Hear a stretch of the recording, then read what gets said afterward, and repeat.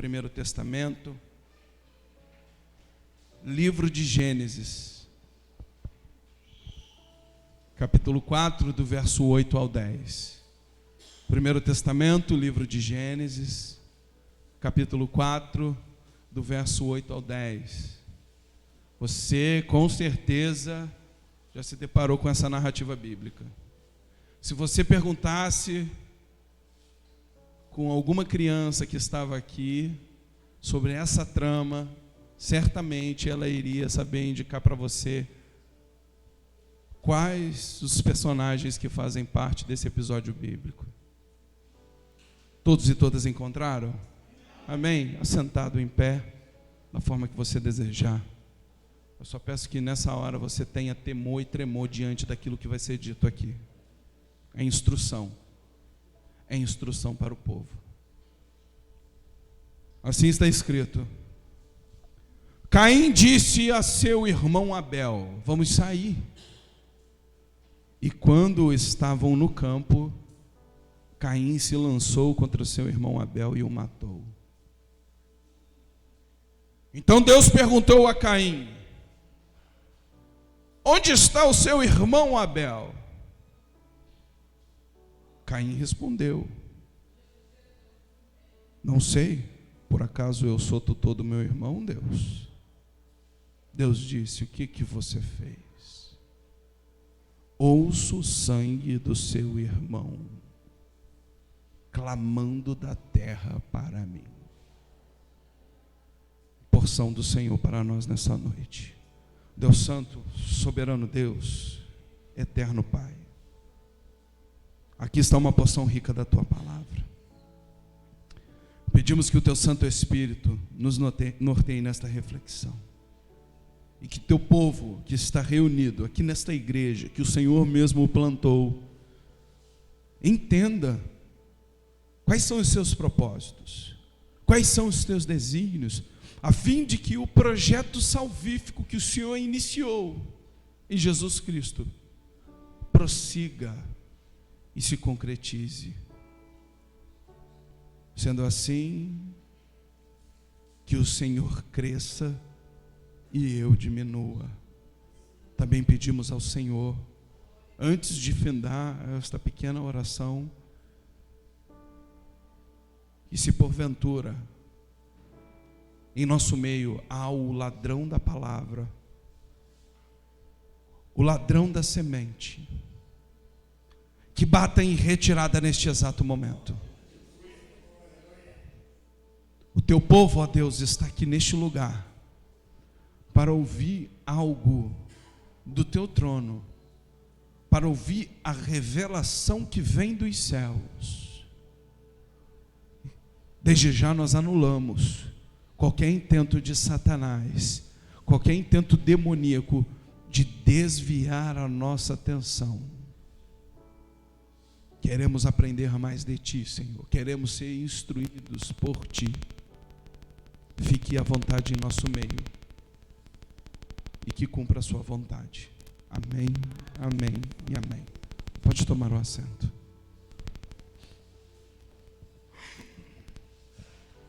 Certa vez, eu fui agraciado por uma mensagem de uma missionária brasileira, né, que exerce um trabalho, um trabalho inspirador em solo africano, quase 30 anos.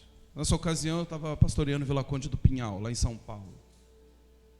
E nesse dia, essa missionária, ela contou sobre os desafios, sobre as conquistas que ela obteve naquele lugar, né, para o reino de Deus, sobre a terra frutífera que é a África, ao contrário do que muitos dizem por aí, não, que a África é uma terra amaldiçoada. Isso tem mais a ver com o racismo estrutural do que com o lado espiritual propriamente falando. É uma terra também abençoada por Deus. Alvo da exploração, é por isso que hoje a gente vê o país daquele jeito, aquele continente do jeito que está.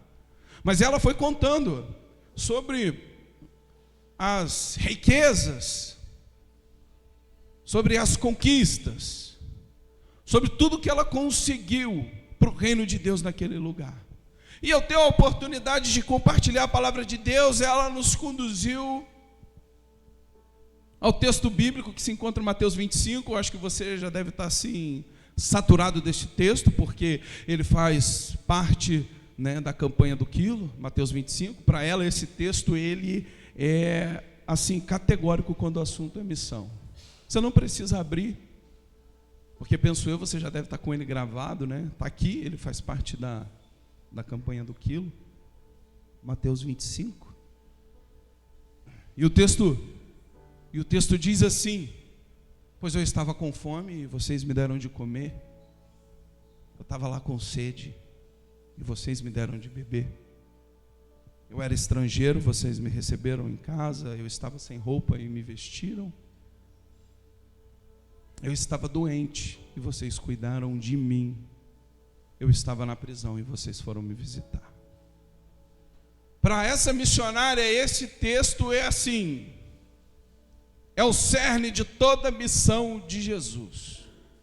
E no desenvolvimento da pregação daquela mulher, da missionária, ela, conduzida pelo Espírito de Deus, direciona à igreja que eu estava pastoreando na época a seguinte pergunta: o que você está fazendo para Jesus?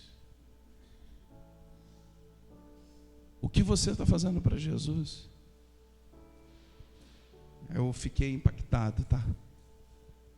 Eu tomei um choque. A fala daquela mulher veio como uma flecha sobre mim. Uma flecha inflamada. Mas não do inimigo, mas do próprio Deus. E aí, eu enquanto pastor, porque lá em São Paulo o pessoal é bem tradicional, eu sentado na cadeira, e a mulher descosta para mim, lançou aquela fala. Eu fiquei estático, eu fiquei paralisado. E ela repetia continuamente: o que você está fazendo para Jesus? Parece que o Espírito puxou a alavanca assim, eu desliguei. Desliguei daquele ambiente na hora. E aí Deus trouxe à minha memória um hino da campanha da fraternidade, que diz assim: olha como que o Espírito de Deus é. Eu ouvia o Espírito cantando no meu ouvido: o que eu estou fazendo se eu sou cristão? Isso se Cristo deu-me o seu perdão. Há muitos pobres sem lar, sem pão. Há muitas vidas sem salvação. Mas Cristo veio para nos remir, o homem todo sem dividir, não só a alma do mal salvar, também o corpo ressuscitar. Há muita fome no meu país, há tanta gente que é infeliz, há criancinhas que vão morrer, há tantos velhos a padecer, milhões não sabem como escrever, milhões de pobres não sabem ler, nas trevas vivem sem perceber que são escravos de outro ser. O que eu estou fazendo se eu sou cristão, se Cristo deu-me o seu perdão? Há muitos pobres sem lar, sem pão, há muitas vidas sem salvação. Aos poderosos eu vou pregar, aos homens ricos vou proclamar que a injustiça é contra Deus e a vil miséria insulta os céus. E após o Espírito ministrar isso sobre mim, eu voltei para onde eu estava. E parecia que já tinha passado mais de 30 minutos daquela mulher falando. Acho que você já deve perceber que o título da prédica nesta noite é: o que eu estou fazendo se eu sou cristão? O quê? Me dá vontade de já iniciar a ministração, mas eu não vou fazer porque eu quero permanecer fiel à estrutura do sermão. Então eu preciso antes entrar no texto bíblico para vocês entenderem a comparação que eu vou fazer. A narrativa de Caim e Abel, ela se insere no contexto do conflito histórico entre pecuaristas e agricultores no Oriente Médio. Enquanto os pastores precisavam caminhar pelas terras circunvizinhas, em busca de pastagem, em busca de água para o seu rebanho, os agricultores da época privatizavam, eu acho que esse é o melhor termo, privatizavam as terras, cercavam elas e expulsavam qualquer um que entrasse por elas. Opa, esse aqui é meu pedaço, aqui você não entra. Então, aí a gente já percebe, né, o palco montado. Na perspectiva bíblica, Deus, o que ele faz? Se você perguntar com qualquer criança aqui, ela vai saber. Deus aceita o sacrifício dos pastores, que dependia da bondade, da graça de Deus para alimentar os seus rebanhos, enquanto rejeita a oferta de quem? Dos agricultores. Porque os agricultores, eles eram egoístas. Eles expulsavam os pastores que dependiam de caminhar para encontrar pastagem e água. Então a gente monta aqui a trama, o palco, né, do episódio bíblico que culmina na tragédia do assassinato de Abel por seu irmão Caim. Para muitos, esse conto narra solenemente o primeiro assassinato realizado entre os seres humanos. Isso porque está nas primeiras páginas da Sagrada Escritura. Então, alguns têm o entendimento de que o primeiro assassinato aconteceu aqui. E quando você entra no texto bíblico, você vai e percebe, sabe, outros detalhes. Você percebe a crueldade, você percebe a frieza, você percebe como esse relato ele foi violento. Só que, na verdade, esse não foi o primeiro assassinato. Ele foi, sim, o modo encontrado para explicar os outros tantos assassinatos, a violência instaurada e a institucionalização da violência naquela época. Acontecia muito. Briga entre irmãos por conta de terra. Então, o escritor, aquele que relatou toda essa narrativa, ele usa a figura de Caim e Abel para poder explicar o que estava acontecendo na época. O violento Caim, o que ele faz? Ele escolhe o campo. O campo é lugar solitário, é um lugar sem testemunhas. Ele faz isso para poder realizar a violência. E aqui fica evidente, fica exposto, claro para a gente, que a injustiça, ela é feita às escondidas. Quando uma pessoa vai praticar algum ato de injustiça, ela procura esconder o máximo possível. E assim como o violento Caim procura esconder, né, as marcas da sua violência. Só que Deus acusa Caim perguntando pelo paradeiro do irmão. Onde está o seu irmão? A acusação aqui, para quem entende um pouco que está embrenhado na área do direito, percebe que a acusação ela é feita em forma de interrogação. O mesmo processo ocorre com Adão e Eva. E esse procedimento tem o objetivo de facilitar para o culpado falar, né, para o culpado assumir a culpa. Só que Caim, ele responde com a mentira afirmando: eu não sei onde ele está. Por acaso eu sou o tutor do meu irmão? Eis aí a semente da indiferença. Eis aí a raiz de todos os males. Caim não foi capaz de reconhecer a culpa. No nosso texto que a gente está debruçado, é o próprio sangue derramado que é utilizado para anunciar a sentença ao culpado Caim. E a sentença, ela vem em forma de quê? Ela vem em forma de maldição. A semente da violência lançada pelo lavrador, pelo agricultor, produz a maldição sobre ele mesmo. A lei da semeadura. Você vai plantar limão pensando que vai colher manga? Não. Você vai plantar, você vai colher um belo de um limão azedo. Então o que ele fez com o próprio irmão foi a própria sentença para a vida dele. Matar o irmão é o mesmo que matar a terra, que assim como Abel é um sopro de vida.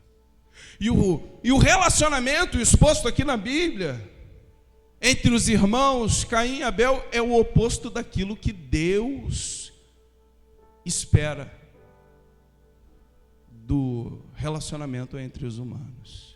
É por isso que essa narrativa está aqui. Deus está usando uma mensagem negativa para mostrar: eu não quero que vocês sejam assim. Eu quero que vocês sejam fraternos. Eu quero que vocês sejam solidários. Eu quero que você entenda que cada um é protetor do seu próximo. E quando eu iniciava o momento de oração aqui, o Senhor já testificava ao meu coração que essa igreja, ela não segue os moldes deste relacionamento, deste episódio bíblico. Nós estamos indo numa contramão. Louvado seja Deus por isso, porque nós estamos entendendo que o meu irmão é necessário. Eu estou começando a enxergar e olhar para o lado e ver: não, aqui não está um competidor, aqui está uma pessoa para me auxiliar nos momentos de dificuldade. Pela parte da manhã eu enfatizava a questão da unidade da igreja. Nós não estamos aqui para ser um melhor do que o outro. Não é para o meu sacrifício ser aceito e do outro não. Se eu ofereço algo e ele é recusado, eu tenho que parar. Se o meu foi aceito, falar assim: peraí, vamos acertar isso daqui. Se o meu foi aceito, o seu também vai ser. Vamos consertar. No nosso meio não deve haver espaço para competição. No nosso meio deve haver espaço para o amor, para a união. Guerras todo mundo vai enfrentar, até este que vos fala. Mas como a Sandra mencionou aqui no altar, eu tenho que estar passando pela guerra e entender que enquanto eu estou na peleja, enquanto eu estou na luta, eu tenho uma pessoa que está em intercessão por mim. Eu tenho que ter esse entendimento. Isso nos dá uma força tão grande para caminhar. Eu senti isso. Eu senti quando eu fiquei enfermo. Eu senti quando eu coloquei a imagem da minha filha, que eu fui para a unidade de pronto atendimento com ela, porque ela estava sentindo um incômodo nas costas. E de repente, uma legião de intercessores, intercessoras apareceu e começou a falar: ei, fica tranquilo, Deus está contigo, eu estou em oração, vai dar tudo certo. E o meu coração foi tomado por uma paz que eu falei: ah, Deus, é isso que eu preciso. Porque eu, enquanto pastor, além de eu lutar as minhas guerras, eu luto as guerras de vocês. E é tão confortante e é tão gostoso saber que vocês estão orando em prol da família pastoral. Mas eu quero que isso não fique enclausurado somente no pastor. Eu quero que você entenda que quando você estiver passando por alguma dificuldade, por alguma peleja, a irmã Ângela está orando por mim. Isso me ajuda a firmar o meu joelho. Isso me ajuda a prosseguir no caminho. A irmã Lúcia está lá em intercessão. Gente, eu estou passando por uma luta assim, assim, assado. E de repente vem aquele exército. Eu estou contigo. Às vezes a gente quer, é o próprio Deus caminhando conosco, mas às vezes Deus está colocando o seu irmão para caminhar do seu lado, porque no seu irmão a presença de Deus está se manifestando. Então eu já comecei a perceber que, enquanto nós estávamos orando aqui, o Senhor estava falando, a igreja está entendendo. A igreja está entendendo. Mas é necessário algumas instruções. Nos nossos dias, cresce cada vez mais a violência. Isso daí é perceptível em todas as áreas. Seja ela corporal, moral, econômica. Leite a R$9. Eu peguei já, tá, gente? R$9. É um tipo de violência. Imagine uma família que tem crianças e não tem condições de campanha do quilo. Quanto que está o feijão? Eu sei que às vezes é dificultoso a gente trazer. Eu sei que às vezes, poxa, está pesado para mim. Mas eu quero dizer uma coisa da parte de Deus para você nessa noite. Quando você tirar do seu armário para abençoar o seu irmão, o Senhor vai multiplicar. Vai ser unção dobrada sobre a sua vida. Você vai começar a experimentar algo sobrenatural da parte de Deus. Eu tenho experimentado isso. O Senhor nunca deixou faltar nada para minha família. Nunca. Eu estou profetizando sobre a sua vida aqui nessa noite, uma unção dobrada de prosperidade. Dobrada porque você vai prosperar tanto, os seus celeiros vai transbordar de uma tal forma que vai ser necessário você começar a executar a solidariedade. Mas enquanto não transborda, se você tem a necessidade de compartilhar, faça. A gente começa do pouco. De repente o Senhor vai gerando tanto que o da esquerda, que o da direita, o da frente e o de trás vai começar a ser abençoado por você. Eu creio nisso. A igreja está entendendo o propósito. E aqui eu me referindo às violências corporal, moral, econômica, social, política. A gente é bombardeado de tudo quanto é forma. Só que a gente não para refletir. A gente não para refletir o que precede essas violências citadas. Sendo assim, à luz da palavra de Deus que nós escutamos nessa noite, eu quero propor para esta igreja, imbuído pelo Espírito de Deus, que a gente comece a refletir sobre a indiferença. Coisa que o Senhor me mostrou, não, aqui nessa igreja vai ser o contrário.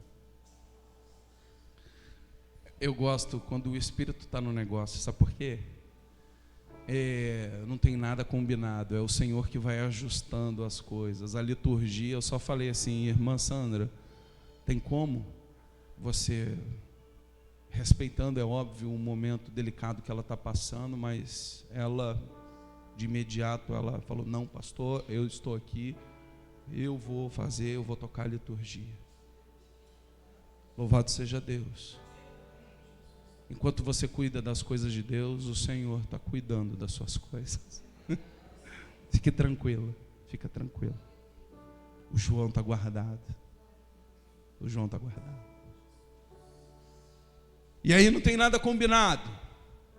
É o Espírito que vai ajustando as coisas. E ela disse aqui, empatia. A igreja tem empatia um com o outro.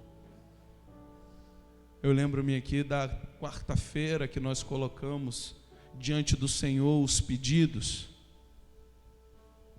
as orações que a gente fez, e depois eu comecei a receber as mensagens que o Senhor já tinha operado.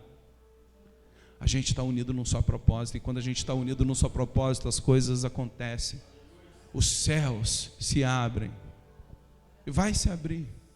Mas eu ainda não recebi, pastor. Calma, calma. Ela não está longe de você, não. É que agora você vai começar a experimentar um novo tempo. Você não vai correr mais atrás dela. É ela que vai correr atrás de você. É a bênção que vai correr atrás. Você não vai precisar correr mais atrás dela. Você vai se ocupar com as coisas de Deus. E ela vai chegar consequentemente na sua vida. Só que eu quero que você reflita comigo sobre essa nova moda, que não é nada legal, a globalização da indiferença. Que essa reflexão seja, sobretudo, algo que provoque a sua consciência, fazendo com que você comece a analisar, tá, a sua postura enquanto cristão e cristã. Que você comece a andar de forma correta, se você ainda não está andando. E se você está, que isso sirva para afirmar cada vez mais as ordenanças de Deus, para aquilo que Deus está reivindicando sobre a sua vida. Expressões como: eu não tenho nada com isso, e eu não estou nem aí, e eu com isso, e daí?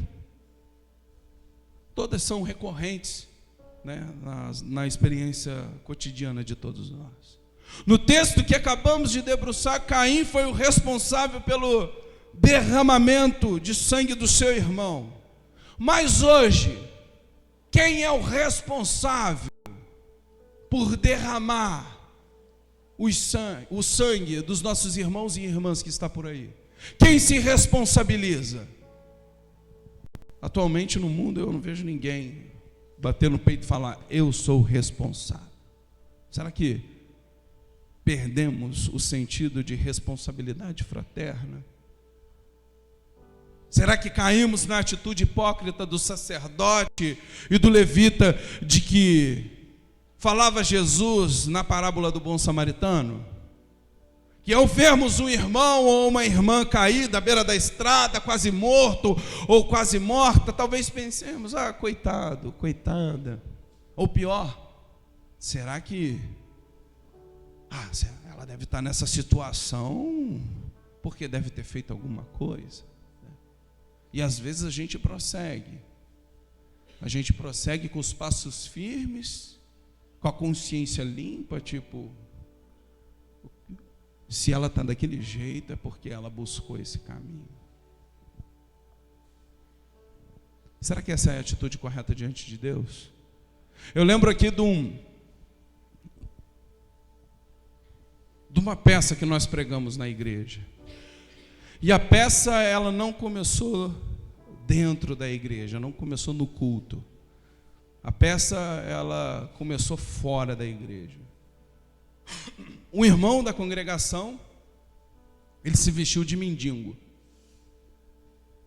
Mendigo aqui é um termo pejorativo, de uma pessoa que está em situação de rua. E ele tinha um filho de 1 ano, e aí ele pegou o xixi do filho dele, veja bem, e jogou sobre a roupa que ele iria vestir. Ele se sujou todo. Ele comprou uma garrafinha de cachaça e jogou também na roupa. E aí ele ficou sentado à beira do caminho. Ele ficou sentado à beira do caminho. Justamente na hora do culto, né, iniciar. E algumas pessoas, ele depois relatando para a gente a experiência que ele teve, algumas pessoas passavam por ele e, crente, tá, gente? Olhava assim e falava assim: misericórdia, que fedor. Ah, mas também, ó como é que tá. E uma dessas frases, né, surgiu: ele está aí porque ele fez alguma coisa. Em dado momento, o representante entra pelas portas e senta no primeiro banco. E aí já estava tudo, né, combinado com o pastor. E aí o pastor pregou sobre o texto, né, de Mateus 25. E a primeira atitude que alguns irmãos e que algumas irmãs tiveram foi o seguinte: na hora que ele sentou no banco, teve pessoas que pegaram, levantaram e saíram. É aquela igreja que tem pessoas que tem assim, ó, aqui é meu banco, ninguém senta, tá? Nesse dia saiu, porque o fedor era tão grande que falou: eu não vou ficar perto desse cara não. Talvez está endemoniado, está endiabrado, está nessa situação porque ele buscou indiferença. E aí o pastor pregou sobre Mateus 25. E aí ele foi falando. Só que o que eu gostaria de ressaltar aqui é sobre uma fala, a expressão, né, de quando uma pessoa está à beira do caminho, surge uma fala que, no meu entender, é demoníaca. E diz assim: ela está nessa condição porque ela deve ter feito alguma coisa. Sabe por que ela é demoníaca? Porque a vítima, ela se torna culpada. Ela se torna culpada pelo próprio sofrimento.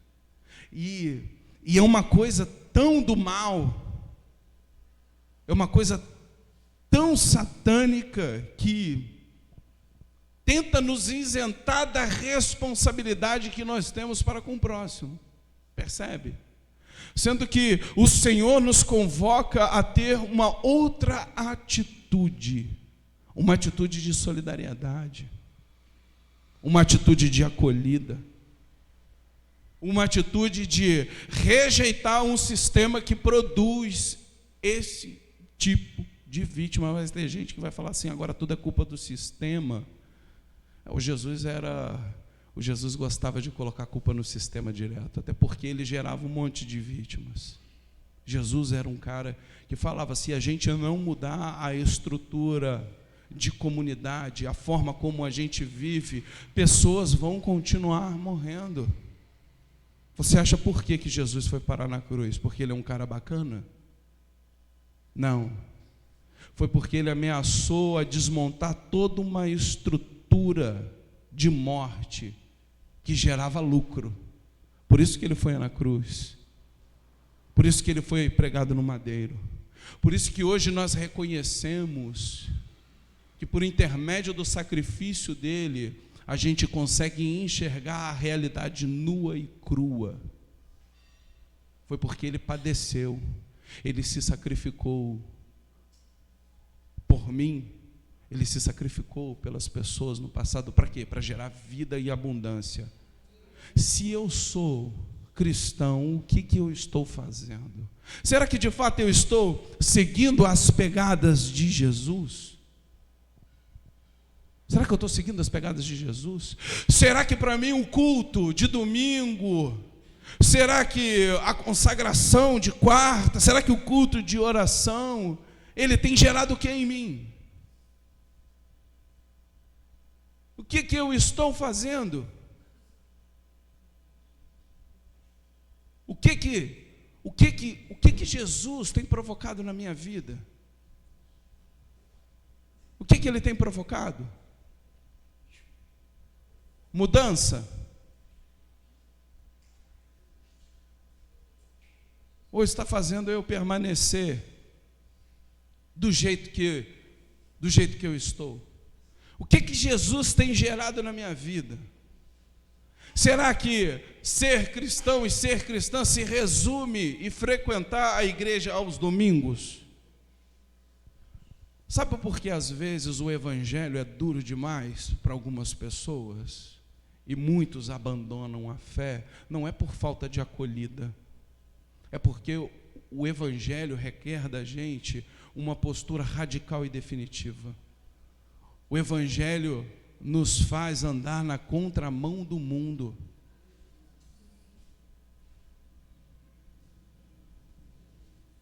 Eu não estou vendo mais pregações falando sobre a volta de Jesus. Eu não vejo mais pregações falando sobre santidade, sobre perfeição cristã. O que está acontecendo? Talvez hoje é o último dia dessa pessoa está aqui no púlpito, anunciando a mensagem de Deus para vocês. E aí, será o que eu fiz? Qual é o legado que eu estou deixando?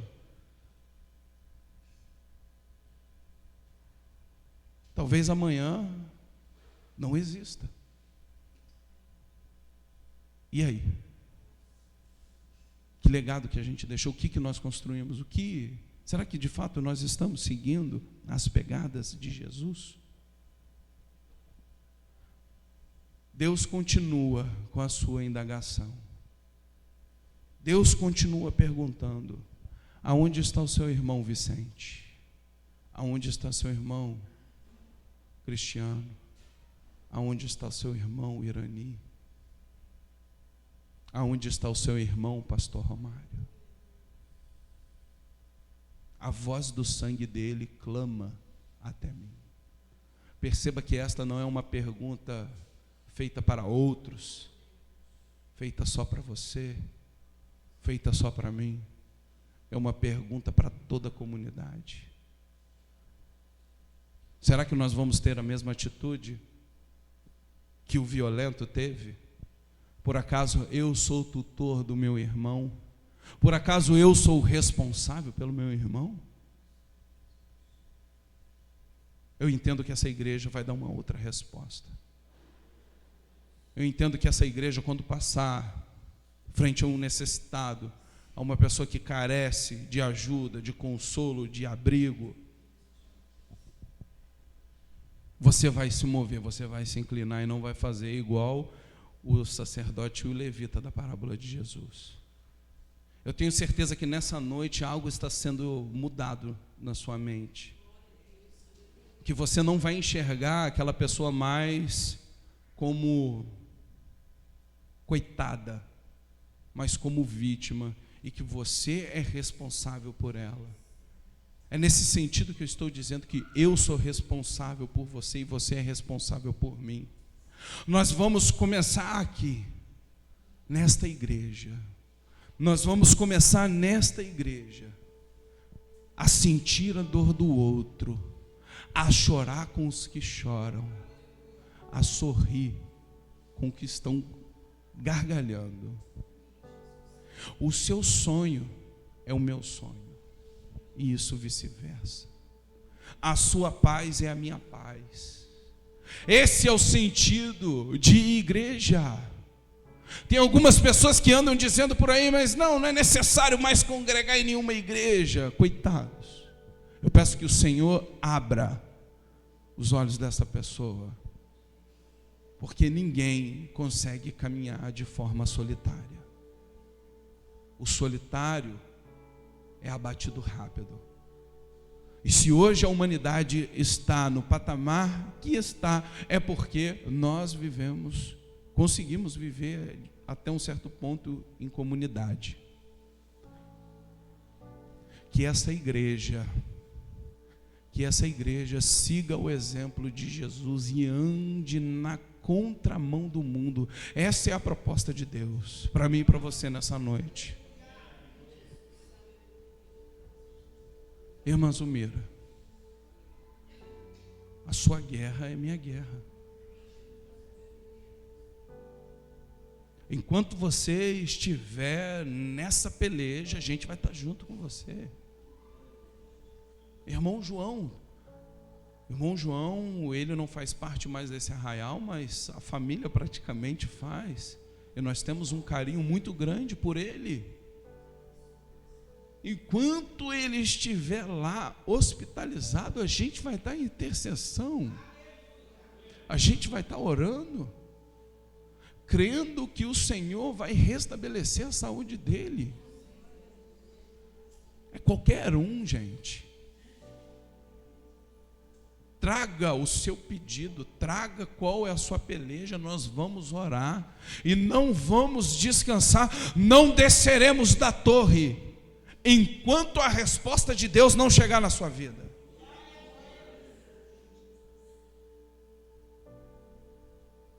Deus, Ele sabe de todas as coisas, Ele vai dar a resposta necessária. Se for um sim, amém. Se for um não, amém. Ele é o Senhor da história. Ele é o Deus que rege todas as coisas. Mas enquanto isso, nós vamos estar em oração. E eu creio que o poder da nossa oração é capaz de modificar quadros. Essa igreja só está de pé porque teve homens e mulheres que cravaram o joelho no chão e oraram no período de pandemia. Hoje ela está aqui com as portas abertas. Casa de oração, casa de todos os povos. Traga a sua petição diante do altar do Senhor e Ele vai te responder. Eu quero que você se sinta acolhido neste lugar. Eu quero que você sinta o amor de Deus pairando sobre a sua vida. É isso que a gente, enquanto comunidade, deve fazer, unidos num só propósito. Aqui não é um clubinho do Bolinho ou da Luluzinha, tá? Não. Aqui é uma casa aberta para todos os povos. Quem chegar tem que se sentir acolhido. E a sua guerra